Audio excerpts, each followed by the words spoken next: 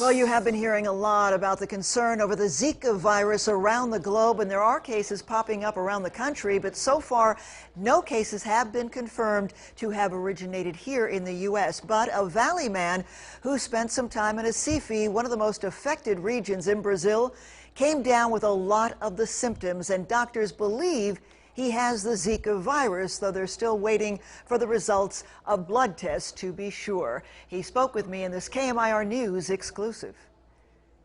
Woke up at 4 in the morning and I could not move a muscle. 29-year-old Kyle, a desert native who asked that we not use his last name, recently spent time in Recife with his fiancée, and he still has the scabs from several mosquito bites on his leg and foot.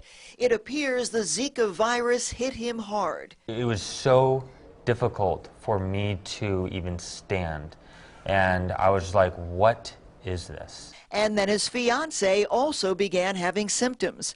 We barely could walk, like our joints was hurting so much, and then fever. Maria lives in Recife and hasn't been too concerned about the virus, she says, because she has no immediate plans to get pregnant. A week or so since she was feeling ill, but now doing much better. The biggest fear with the Zika virus is its life-threatening effect on the unborn children of pregnant women, as well as those with compromised immune systems. My head felt like it was a ticking time bomb ready to go off. For Kyle, it was the fear of not knowing what hit him. For over 24 hours, efforts to bring down his high fever just didn't work. And it was at 103, 104. I was like, oh my God, am I gonna die? But he didn't die. And after about 2 weeks, you can see Kyle is doing much better. It's not that bad once you are educated about it. Life goes on. And while the virus can spread quickly, most people who get this virus won't even feel that they have it. Infectious disease doctor Bashir Yunus warning women of childbearing years to avoid the affected regions.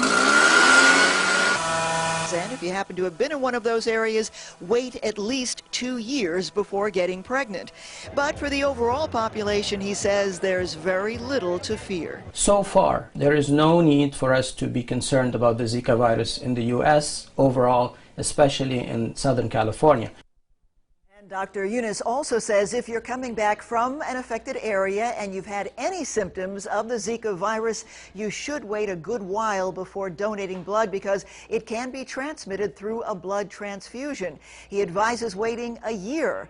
And the local blood banks are also asking people if they want to donate blood and they've been to an affected area, please wait.